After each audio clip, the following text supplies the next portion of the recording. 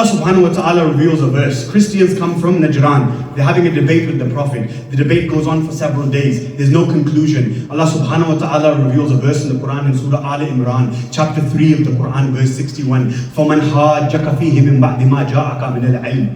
If they still continue to dispute with you, O Messenger, meaning the debate, فَقُلْ تَعَالَوْا. Tell them, let's call our people. نَدْعُ who? أبناءنا وأبناءكم ونساءنا ونساءكم وأنفسنا وأنفسكم. You bring your sons, we'll bring our sons. You bring your women, plural. We will bring our women, plural. You bring yourselves, your nuts. We will bring ourselves. And what? فَنَجْعَلْ لَعْنَةَ اللَّهِ عَلَى الْكَاذِبِينَ. And we will pray and ask Allah to curse the liars.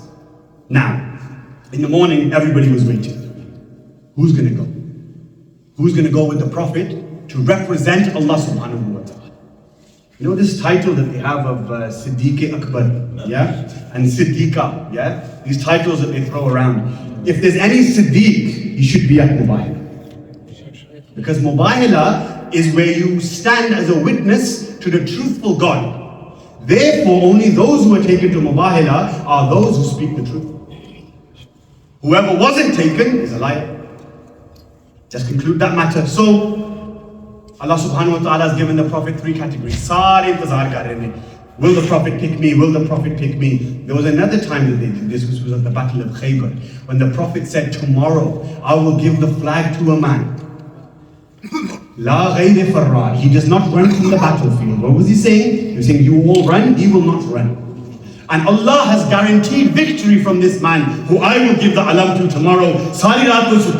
Everybody was waiting. Will it be me? Will it be me? In the morning, the Prophet says, what? Aina anta Ali? Where is Ali? Why? Because Amir al-Mu'mineen is the only one that can bring victory. Therefore, now it's Mubahila's turn. Now they're awake all night again. But now the children are awake, the women are awake, the men are awake. Why? Three categories.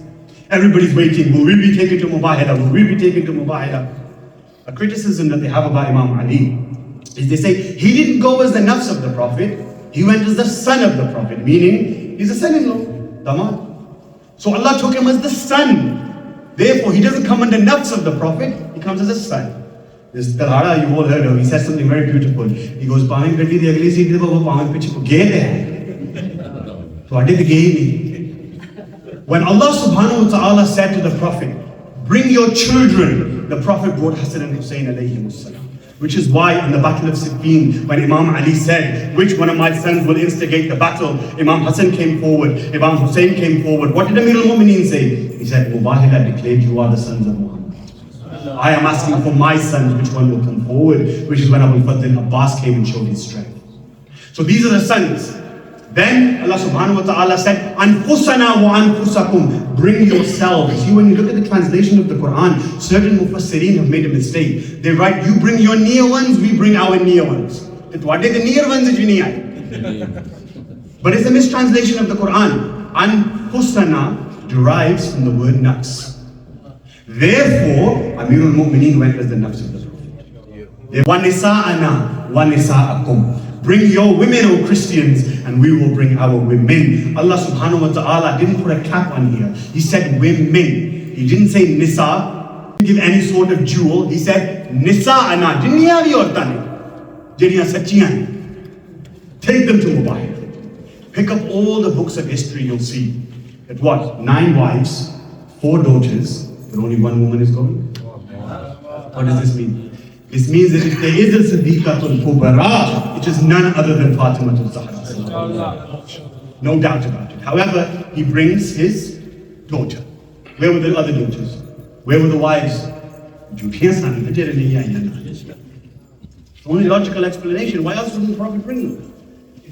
Only those who never lie can come to represent Allah in truth. So now, they're coming. The Christians, they're waiting for the Prophet. Now even the Christians, there's a difference between the friends of the Prophet and there's a difference between the family of the Prophet. Unfortunately, Muslims haven't understood this today. And some of them make the friends higher than the family, and some of them try to put them on the same level. But even Christians knew, the family, you don't compete with the family. So the Christians said what? They said, if Muhammad comes with his ashab, we will enter into a mubahila. What's mubahila? Cursing match. where you ask Allah to curse the other person. However, if he comes with his family, we will not enter into it. Or if a man is willing to bring his daughter, his son-in-law and cousin, and his grandchildren to a cursing match, that means he must be 100% confident in his religion. What does that mean? Trying to say they were like us. So when they saw that the Prophet is coming with his family members, what did they do? They said, we will not enter into a mubah. Why? Because one of the Christians said, I swear by my God, that these hands that are being raised to do a mubahala, if these hands were to ask Allah to move a mountain from its place, I believe Allah will move that mountain from its place. Therefore, we do not want to enter into this mubahala. And that's when Allah subhanahu wa ta'ala said to the Prophet, tell them they need to pay the tax if they want to live in the Islamic state.